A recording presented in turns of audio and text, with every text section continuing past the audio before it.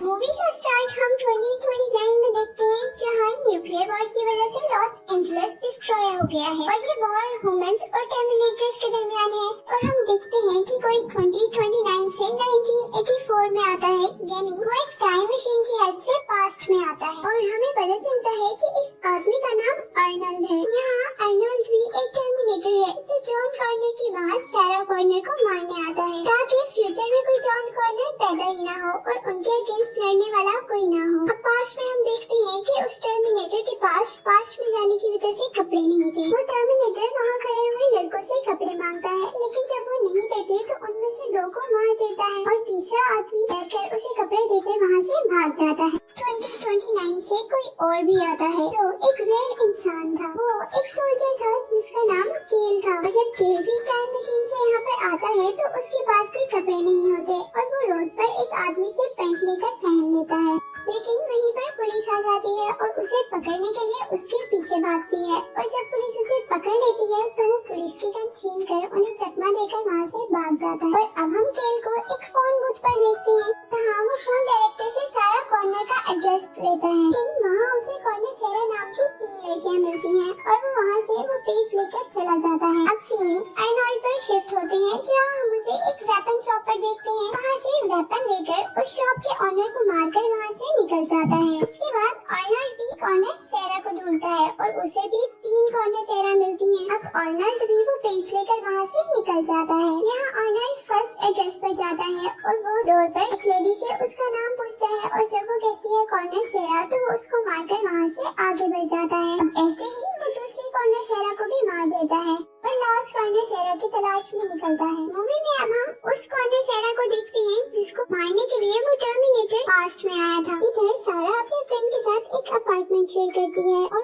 आज वो मूवी देखने के लिए घर से निकली है। इस वक्त उसके घर पर उसकी फ्रेंड और एक लड़का है। अब इस एड्रेस पर आकर वो टर्मिनेटर उस लड़की को मार देता है, ये समझ के कि वो लड़की सारा है और उसे लगता है कि उसका मिशन कंप्लीट हो गया। यहाँ दूसरी तरफ हम सारा को देखते हैं, फील करती है कि उसको कोई फॉलो कर रहा है, लेकिन वो सब इग्नोर करके एक क्लब में चली जाती है। देखते हुए उसे पता चलता है कि किसी ने 2 कॉर्नर सेरा को मार दिया है। सुनकर उसे अजीब लगता है और वो वहाँ की फोन डायरेक्टरी उठाती है और जब वो उसमें अपना नाम देखती है तो उसे पता चलता है कि उसमें 3 कॉर्नर सेरा है और उसके नाम से पहले वाली 2 कॉर्नर सेरा को कोई मार चुका है। सारा इस सब सिचुएशन से बहुत ज्यादा परेशान थी और उसे अभी भी फील हो रहा था कि कोई उसे फॉलो कर रहा है, इसीलिए वो पुलिस से हेल्प मांगती है। तो यहाँ हमें पता चलता है कि पुलिस भी उसकी प्रोटेक्शन और किलर को पकड़ने के लिए उसे ढूंढ रही थी। सीन्स अब ऑनलाइन पर शिफ्ट होते हैं, जो अपना काम खत्म करके वहाँ से जाने ही वाला था कि उसको सारा की रिकॉर्ड मैसेज आता है, जो उस वक्त अपनी फ्रेंड से हेल्प मांग रही थी और साथ ही वो उसे अपने क्लब में होने का एड्रेस बताती है। बाद से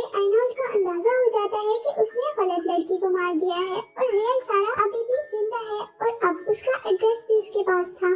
तो क्लब में सारा को मारने आता है। वो सारा को ढूंढ कर शूट करने ही वाला था, तभी केल अर्नल्ड को शूट करके वहाँ से गिरा देता है और यही सारा को वहाँ से भागने का टाइम मिल जाता है। फिर अर्नल्ड टर्मिनेटर होने की वजह से मरता नहीं है और दोबारा खड़े होकर हर तरफ शूट करने लगता है। तब में सभी लोग डरकर इधर उधर भाग रहे होते हैं कि एक लड़की से अर्नल्ड ने शूट कर दिया था वो सारा के ऊपर गिर जाती है और अब आखिर अर्नल्ड सारा को मारने ही वाला था कि वहाँ पर दोबारा केल आ जाता है और उसे ज्यादा से शूट करके वहाँ से भगा देता है और खुद सारा को लेकर वहाँ से बाहर आ जाता है। यहाँ जब केल सारा को लेकर वहाँ से निकल जाता है तब अर्नल्ड उन लोगों का पीछा करने लगता है। सारा इस बात से परेशान थी कि वो आदमी उसकी जान के पीछे क्यों पड़ा है और दूसरी इस बात पे हैरान थी कोई इंसान इतनी ज्यादा शूट के बावजूद कैसे बच सकता है। और सारा की इस बात पर केल उसे बताता है कि वो इंसान नहीं है, एक टर्मिनेटर है, यानी एक इंसान और एक मशीन का कॉम्बो, जो अंदर से तो एक मशीन है लेकिन बाहर से बिल्कुल इंसानों की तरह दिखता है। और वो बताता है कि इससे पहले जितने भी रोबोट आए उनको हम इजीली पहचान सकते थे, लेकिन अब ये रोबोट बिल्कुल इंसानों जैसे होते हैं। सारा उसकी किसी बात पर भी यकीन नहीं करती और वो कहती है कि आज तक ऐसी कोई मशीन भी नहीं बनी, जिसकी बात पर केल उसे बताता है कि हाँ आज तक तो नहीं बनी लेकिन आज से 40 साल बाद जरूर बन जाएगी। इस बात पे सारा पूछती है कि क्या तुम फ्यूचर से आए हो और केल बताता है कि हम दोनों ही फ्यूचर फ्यूचर से आए हैं। ये सब सुनने के बाद सारा और भी डर जाती है और वहाँ से भागने लगती है, लेकिन केल उसे पकड़ लेता है, जिसे डिफेंड करने के लिए वो केल के हाथ पर बाइट कर देती है। तब केल उसे कहता है कि मैं इंसान हूँ और मुझे दर्द होता है, और अगर तुम बाहर चली जाओगी तो वहाँ पर एक टर्मिनेटर है जिसके पास कोई फीलिंग्स नहीं है और वो तुम्हें मारने आया है और तुम्हें मार देगा। अब सारा कुछ रिलैक्स हो जाती है और केल से पूछती है कि क्या तुम मुझे बचा सकते हो, जिसपे केल कहता है कि मुझे नहीं पता। और फिर सारा दोबारा पूछती है कि टर्मिनेटर मुझे क्यों मारना चाहता है, और फिर केल बताता है कि आज से कुछ साल बाद इंसान ऐसी मशीन्स और कंप्यूटर्स बनाएंगे जो सारा सिक्योरिटी नेटवर्क और कामों को हैंडल किया करेंगे, लेकिन आहिस्ता आहिस्ता वो रोबोट्स और कंप्यूटर्स इंसानों को अपने लिए खतरा लगने लगे थे। वो रोबोट्स इंसानों को खत्म कर रहे थे और लोग उनसे छुप छुप कर रहते थे। और तभी एक आदमी आता है जिसका नाम जॉन कॉर्नर है, और वो उन टर्मिनेटर से इंसानों के लिए लड़ता है, और वो जॉन कॉर्नर तुम्हारा बेटा होगा। और अब इन्हीं बातों के दरमियान वहाँ पर पुलिस और आर्नल्ड आ जाता है। आर्नल्ड कंटिन्यूअसली उन पर शूट कर रहा था और वो तेजी से अपनी गाड़ी चला रहे थे।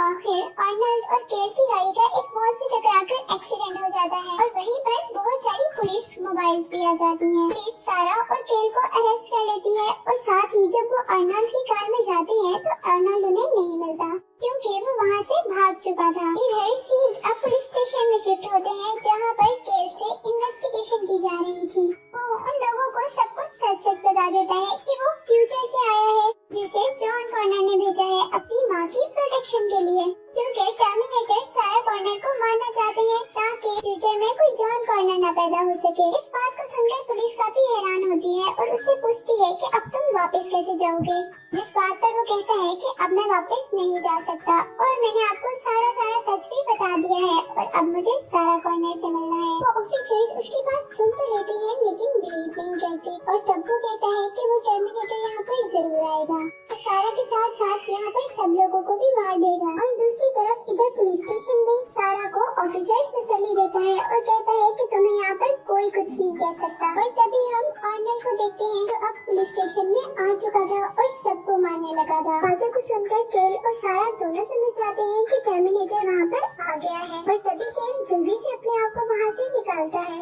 तो सारा को लेकर एक कार में वहाँ से निकल जाता है, और वहाँ पर वो लोग जंगल में छुप जाते हैं और रात भी वहीं पर गुजारते हैं। और सुबह होने पर वो एक होटल में आ जाते हैं। वहाँ से सारा अपनी मदर को कॉल करती है। सारा की मदर बहुत ज्यादा परेशान थी और वो उसका एड्रेस जानना चाहती थी, लेकिन सारा को ये सब बताने की परमिशन नहीं। सारा अपनी माँ को एड्रेस तो नहीं बताती, लेकिन वहाँ का नंबर बता देती है। अब सारा की माँ उससे उसका ख्याल रखने को कहती है और फोन बंद कर दी। और दूसरी तरफ हम देखते हैं कि वो सारा की माँ नहीं बल्कि वो टर्मिनेटर आर्नल्ड था, जो अब उस नंबर के जरिए उनके शहर यानी होटल का पता कर सकता था। यहाँ सारा केल से पूछती है कि 2029 में औरतें कैसी होती हैं, जिसमें केल बताता है कि वो बहुत ज्यादा ब्रेव होती हैं। फिर वो केल से पूछती है कि क्या तुम्हें कोई लड़की पसंद है, जिस पर कहता है कि मुझे आज तक कोई लड़की पसंद नहीं है। और वो ये भी कन्फेस करता है कि मुझे तुम पसंद हो, क्योंकि एक मरतबा जॉन कॉर्नर ने मुझे तुम्हारी एक तस्वीर दी थी जिसमें तुम बहुत उदास थी। वो कहता है कि मैं हमेशा इस बारे में सोचता था कि तुम उदास क्यों हो, और मैं तुम्हारे लिए ही यहाँ पर आया हूँ। यहाँ वो लोग एक दूसरे के साथ टाइम स्पेंड करते हैं, और इसके बाद नेक्स्ट सीन में हम देखते हैं कि आधी रात को उनको बाहर से कुछ अजीब आवाजें आती है, जिससे उन्हें पता चल जाता है कि टर्मिनेटर अब यहाँ पे भी आ चुका है। और वो टर्मिनेटर के रूम में आने से पहले विंडो से बाहर निकल जाते हैं। और आर्नल्ड जब उनके रूम तक पहुंचता है तो वो देखता है कि उनके रूम में कुछ नहीं, और वो जल्दी से नीचे जाता है, लेकिन तब तक वो कार में बैठकर वहाँ से जाने लगे थे। और जाते जाते वो आर्नल्ड को एक जोर से किक कर जाते हैं। आर्नल्ड अब अपनी बाइक से उन लोगों का पीछा करने लगा था, लेकिन यहाँ केल ने रात में होटल के अंदर आर्नल्ड को मारने के लिए कोई वेपन बनाया था, और वो उससे बार बार आर्नल्ड को शूट कर रहा था। आर्नल्ड और केल की इस फाइट के दौरान केल को भी गोली लग जाती है, और साथ ही केल की कार जो सारा चला रही होती है उसका आर्नल्ड के बाइक से एक्सीडेंट हो जाता है और बाइक बुरी तरह नीचे गिरता है। यही उनकी कार भी लग जाती है और वो लोग भी इंजर्ड हो जाते हैं। और इसी दौरान पीछे से एक ऑयल का बहुत बड़ा ट्रक आता है और आर्नल्ड को उसने नीचे दे देता है। अभी ट्रक ड्राइवर नीचे उतर के आर्नल्ड को देखता है, लेकिन इसी दौरान आर्नल्ड उसे जान से मार देता है और खुद ट्रक में जाकर बैठ जाता है। और वो केल की कार को ट्रक के नीचे लाने की कोशिश करता है, पर सारा और केल वक्त पर वहाँ से निकल जाते हैं। केल और सारा वहाँ से भाग रहे हैं और आर्नल्ड ट्रक लेकर उनके पीछे पीछे आ रहा है। लेकिन यहाँ केल की किस्मत खराब थी क्योंकि वो जमीन पर गिर जाता है। लेकिन आर्नल्ड के आने से पहले पहले वो अपने आप को संभाल लेता है और एक फायर उस ऑयल ड्रम में फिक्स कर देता है, जिससे ट्रक ब्लास्ट हो जाता है। और अब केल और सारा को लगता है कि आर्नल्ड मर गया, लेकिन ऐसा नहीं होता। उसकी सिर्फ स्किन बर्न होती है और अब वो बिल्कुल एक मशीन की शक्ल में उनके सामने आ जाता है। इधर अब दोबारा वो टर्मिनेटर केल और सारा के पीछे होता है। सारा और केल एक फैक्ट्री में आ जाते हैं जहाँ केल इंजर्ड होने की वजह से भाग नहीं पाता और अब केल चल तो नहीं पाता, लेकिन एक फायर क्रैकर उस रोबोट के अंदर फिक्स कर देता है, जिससे एक बहुत बड़ा ब्लास्ट होता है और वो रोबोट टूट जाता है। और इसी ब्लास्ट की वजह से केल भी मर जाता है। लेकिन केल के पास पड़ी हुई उस टर्मिनेटर की अपर बॉडी अभी भी एक्टिवेट होती है और वो सारा को मारने की कोशिश करती है। अब क्योंकि उसकी लोअर बॉडी और फुट्स उसके पास नहीं है, इसलिए वो आराम आराम से सारा के पास आता है और यहीं पर सारा भी पाँव की चोट की वजह से चल नहीं सकती। लेकिन उस टर्मिनेटर से बचने के लिए वो एक मशीन के नीचे से गुजरकर दूसरी साइड पे चली जाती है। टर्मिनेटर भी उस मशीन के नीचे से सारा के पास आने लगता है और बिल्कुल सारा का गला दबाने ही वाला होता है कि सारा को उस मशीन का बटन मिल जाता है और सारा जल्दी से उस बटन को कंप्रेस करती है और मशीन आहिस्ता आहिस्ता नीचे की तरफ मूव करती है और वो मशीन उस टर्मिनेटर को डिस्ट्रॉय कर देती है। और अब हम नेक्स्ट सीन में सारा को बहुत खुश देखते हैं और मूवी यहीं पर एंड हो जाती है। मूवी के इस पार्ट यानी टर्मिनेटर 2 में हम देखते हैं कि अब दोबारा फ्यूचर से पास्ट में एक और टर्मिनेटर आता है ताकि वो जॉन कॉर्नर को बचपन में ही मार दे, ताकि वो बड़ा होकर लड़ने के काबिल न रहे। टर्मिनेटर 2029 से 1997 में आया है, वो बिल्कुल पूरा मेटल से बना है। ये आर्नल्ड जो टर्मिनेटर हमने पिछली मूवी में देखा था उससे बहुत ज्यादा एडवांस होता है। ये टर्मिनेटर जिस भी चीज को टच करता है उसी के जैसा खुद बन जाता है और इस टर्मिनेटर को खत्म करना भी बहुत ज्यादा मुश्किल है। दूसरी तरफ हम देखते हैं कि 2029 से एक और टर्मिनेटर 1997 में भेजा जाएगा और इसे जॉन कॉर्नर ही भेजता है अपने आप को पास्ट में प्रोटेक्ट करने के लिए। लेकिन आप सोच रहे होंगे कि ये भी तो एक टर्मिनेटर है, पर इस टर्मिनेटर को जॉन ने रीप्रोग्राम करके पास्ट में भेजा है। अब 1997 में 2 टर्मिनेटर्स हैं, एक वो जो जॉन को प्रोटेक्ट करेगा और एक वो जो जॉन को मारना चाहता है। यहाँ 1997 में हम देखते हैं कि जॉन एक बहुत ही शरारती बच्चा है। वो लोगों के ATM चुरा के मशीन हैक करके उनमें से पैसे निकालता है और इसी के साथ हमें ये भी पता चलता है कि जॉन कॉर्नर अपनी माँ सारा कॉर्नर के साथ रहने के बजाय एक मैरिड कपल के साथ रहता है, क्योंकि सारा कॉर्नर मेंटल असाइलम में है और जॉन को उस मैरिड कपल ने अडॉप्ट कर लिया था। यहाँ हम सारा कॉर्नर को मेंटल असाइलम में इसलिए देखते हैं कि उसने एक कंप्यूटर फैक्ट्री को बॉम्ब से उड़ाने की कोशिश की थी और पुलिस के पूछने पर वो टर्मिनेटर्स और जॉन वाली सारी स्टोरी सुना देती है, जिससे उनको लगता है कि सारा कॉर्नर मेंटल है और उसे मेंटल ट्रीटमेंट की जरूरत है। अब मूवी में हम जॉन कॉर्नर का घर देखते हैं जहाँ पे एक टर्मिनेटर जॉन के बारे में पूछ रहा था। ट्रक जॉन कॉर्नर के पीछे लगा देता है ताकि वो उससे जॉन कॉर्नर का एक्सीडेंट करके उसे मार दे, लेकिन उतने में ही वहाँ आर्नल्ड आ जाता है और ट्रक के टायर्स पर फायर करके जॉन कॉर्नर को अपनी बाइक पर शिफ्ट करता है और वहाँ से भाग जाता है और उसके फायर से वो ट्रक ब्लास्ट हो जाता है क्योंकि वो ट्रक ऑयल का था और टर्मिनेटर अभी भी नहीं मरा था। इधर जॉन आर्नल्ड से पूछता है कि क्या तुम टर्मिनेटर हो, क्योंकि उसे उसकी माँ ने बहुत सी टर्मिनेटर की बातें बताई हुई थी जिस पर वो कभी बिलीव नहीं करता था, पर आज उन्हें देखकर उसे अपनी माँ पर बिलीव हो गया था। यहाँ अब वो आर्नल्ड से पूछता है कि क्या तुम मुझे मारने आए हो, तब आर्नल्ड उसे बताता है कि नहीं, मैं तुम्हें मारने नहीं आया बल्कि बचाने आया हूँ। और अब वो उसे कहता है कि तुम मेरे साथ चलो, लेकिन जॉन कहता है कि इससे पहले मैं अपने घर जाना चाहता हूँ, जिस पे आर्नल्ड कहता है कि वो टर्मिनेटर तुम्हारे घर पर ही होगा, इसलिए हम वहाँ पर नहीं जा सकते। ये सुनकर वो उसकी बात तो मान लेता है, लेकिन अब वो उसे कहता है कि मैं अपने घर पर कॉल करना चाहता हूँ ये देखने के लिए कि मेरे पेरेंट्स जिंदा तो हैं। और जब वो अपने घर फोन करता है तो उसकी मॉम कॉल रिसीव करती है और उससे बहुत प्यार से बात करती है, लेकिन ऐसा इससे पहले कभी नहीं हुआ था। और उधर उनके घर पर उनका डॉग भी शोर मचा रहा था।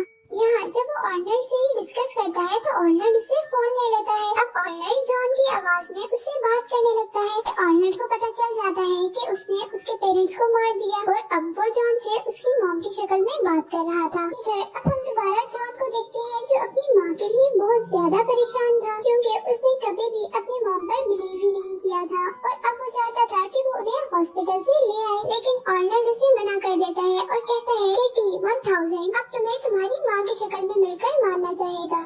और फिर वो उससे पूछता है कि वो टर्मिनेटर किसी के भी जैसा कैसे बन जाता है। तो आर्नल्ड बताता है कि वो पहले उस इंसान को मारकर फिर उस जैसा बन जाता है। ये सुनकर जॉन अपनी मदद के लिए और ज्यादा टेंशन में आ जाता है। यहाँ अब जॉन भागने लगता है ताकि वो जाकर अपनी माँ को बचा सके, लेकिन आर्नल्ड उसे पकड़ लेता है। तभी जॉन आर्नल्ड से कहता है कि मुझे छोड़ दो और वो उसे छोड़ देता है, जिससे वो नीचे गिर जाता है। और अब जॉन दोबारा उस टर्मिनेटर पर गुस्सा होने लगता है, जिससे वो बताता है कि वो उसकी हर बात मानेगा और फिर जॉन उसे ऑर्डर देता है कि तुम मेरी माँ को बचा कर लाओगे।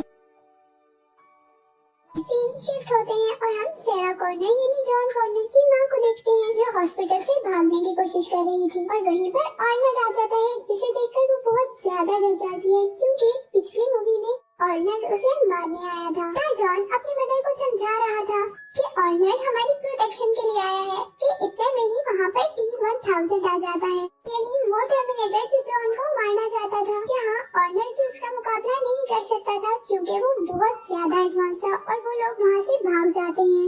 एक कार में बैठकर वहाँ से निकलने लगते हैं कि वहीं पर T-1000 आ जाता है और उनकी कार को पकड़ लेता है। पर आर्नल्ड गाड़ी से बाहर निकलता है और उस पर बहुत सारे फायर करता है, जिससे वो गाड़ी से दूर गिरता है और वो लोग फाइनली कार को वहाँ से लेकर चले जाते हैं।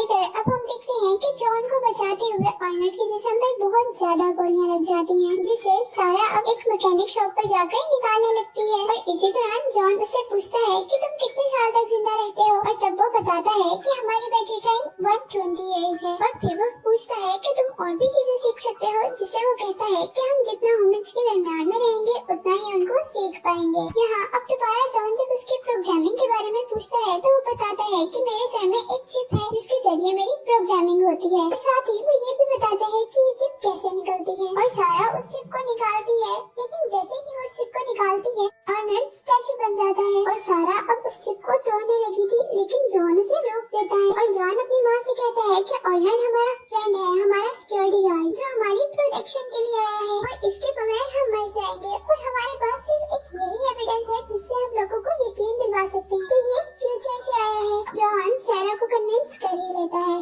वो लोग उस चिप को दोबारा उसके अंदर फिट कर देते हैं। अब सीन चेंज होते हैं और हम उन तीनों को एक कार में सफर करते हुए देखते हैं, जहाँ सारा उससे पूछती है कि स्काईनेट कंप्यूटर्स बनाए किसने है, और वो बताता है कि ये कंप्यूटर डायसन बनाएगा और फिर सारे ही रोबोट्स और मशीन में यही प्रोग्राम चलेगा। साथ ही वो ये बताता है कि हैवी एयरक्राफ्ट्स में भी यही प्रोग्राम लगेगा। और साथ ही वो ये भी बताता है कि ये कंप्यूटर्स जब सब कुछ समझ लेंगे और जैसे ही इन्हें अपनी पावर का पता चल जाएगा और फिर वो रूस पर अटैक करेंगे, क्योंकि रूस के अटैक से इस दुनिया में तबाही मच जाएगी। और इस न्यूक्लियर वॉर में यहाँ 30 करोड़ लोग मर जाएंगे, और फिर जब बच जाएंगे वो इन मशीन्स को खत्म करने के लिए लड़ेंगे, और वो लोग उस वॉर को नाम देंगे जजमेंट डे का। यहाँ अब सारा अपने फ्रेंड की तरफ आती है, जहाँ पे उसने बहुत सारे वेपन्स रखे हुए थे।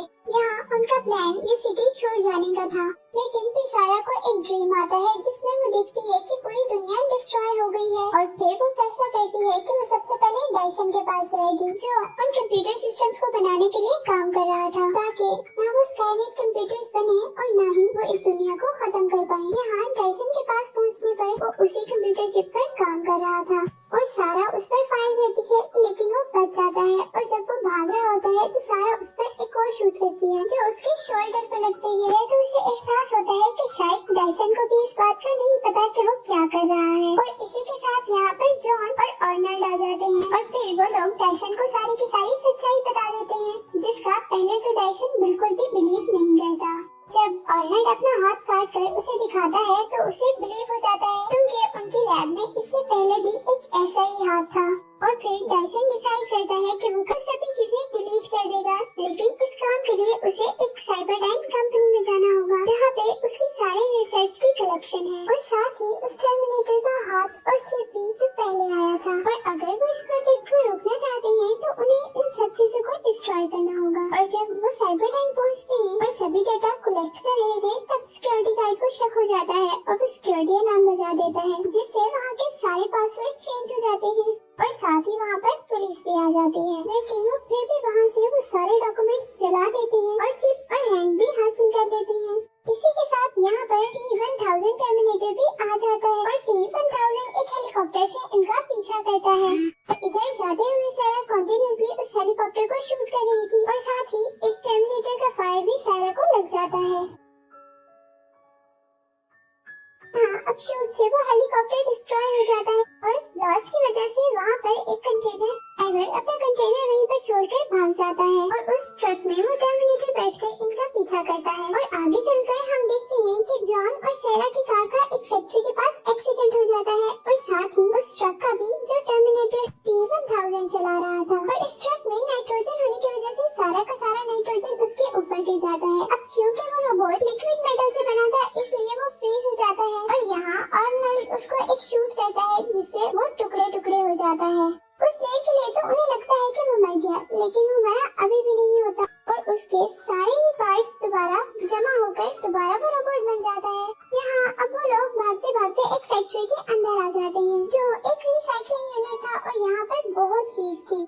उन दोनों को वहाँ से जाने का कहकर T-1000 से लड़ने लगता है, लेकिन T-1000 वहाँ पर एक मशीन के नीचे आर्नल्ड का हाथ फंसाकर आगे चला जाता है ताकि वो जॉन को मार सके। यहाँ हम देखते हैं कि सारा जॉन को एक मशीन में बिठाकर नीचे भेज देती है ताकि वो यहाँ से भाग सके। और जब T-1000 सारा को मारने वाला होता है तो पीछे से आर्नल्ड आ जाता है। आर्नल्ड सारा को तो बचा लेता है, लेकिन उनकी फाइट के दौरान T-1000 आर्नल्ड की बॉडी में एक आयरन डाल देता है, जिससे वो खत्म हो जाता है। अब वो टर्मिनेटर बिल्कुल सारा जैसा हो गया था ताकि वो जॉन को ट्रैप कर सके। और जैसे ही अब जॉन उसके पास जाने लगता है तो पीछे से असली सैरा आ जाती है और वो जॉन को वहाँ से दूर रहने का कहती है। सैरा उस टर्मिनेटर पर कंटिन्यूअसली शूट कर रही थी, लेकिन उसका उस पर कोई भी असर नहीं होता। पर यहाँ सैरा के गन की बुलेट्स खत्म हो गई थी और अब वो सैरा को मारने के लिए आगे बढ़ता है, लेकिन यहाँ फिर दोबारा से ट्विस्ट आता है और आर्नल्ड उस टर्मिनेटर पर एक गोली चलाता है। आर्नल्ड आके उसे फायर करता है, जिससे वो फायर में गिर जाता है और मेल्ट हो जाता है। उस टर्मिनेटर के खत्म होने के बाद उनके पास जो चिप और हैंड था वो उसे भी फायर में डाल देते हैं ताकि वो भी खत्म हो जाए। लेकिन अभी भी एक और चिप बची थी जो आर्नल्ड के अंदर थी और अब आर्नल्ड को भी मरना था। और फिर आर्नल्ड अपने आप को भी खत्म कर लेता है, जिससे जॉन बहुत दुखी होता है। और इसी के साथ इस मूवी का भी एंड हो जाता है।